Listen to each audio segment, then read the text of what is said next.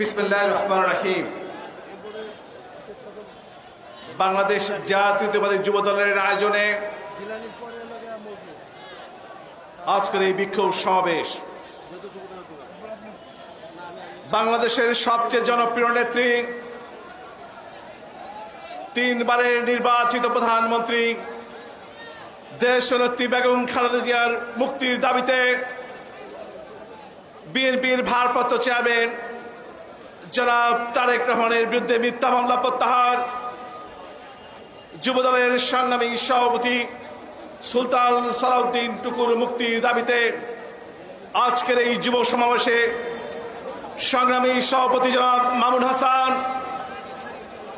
আজকের এই যুব সমাবেশে ইতিমধ্যে উপস্থিত হয়েছেন বিএনপির জাতীয় স্থায়ী কমিটির সদস্য, বিএনপির সাহসী নেতৃত্ব জনাব বাবু গবেষর চন্দ্র রায়, উপস্থিত যুবদলের সংগ্রামী সাধারণ সম্পাদক আব্দুল মুনায়েম মুন্ডা, জাতীয়তাবাদী কৃষক দলের সংগ্রামী সাধারণ সম্পাদক শহীদুল ইসলাম খান বাবুল সহ বিএনপির জাতীয় নেতৃবৃন্দ, যুবদলের নেতৃত্ব, প্রিয় ভাইরা, যখন এই যুব সমাবেশ অনুষ্ঠিত হচ্ছে তখন বাংলাদেশের কোনো শ্রেণী পেশার মানুষই ভালো নেই।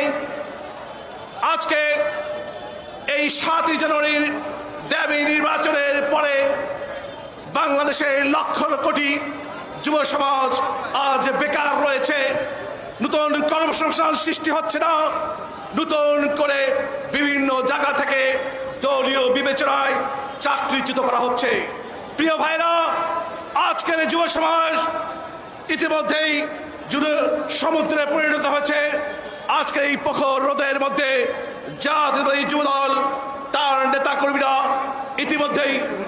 ইতিমধ্যেই প্রমাণ করেছে তারা দেশের নেত্রী বেগম খালেদা জিয়ার মুক্তি চায়, তারেক রহমানের তারা মিথ্যা মামলা প্রত্যাহার চায়, সুলতান সালাউদ্দিন টুকুর তারা মুক্তি চায়।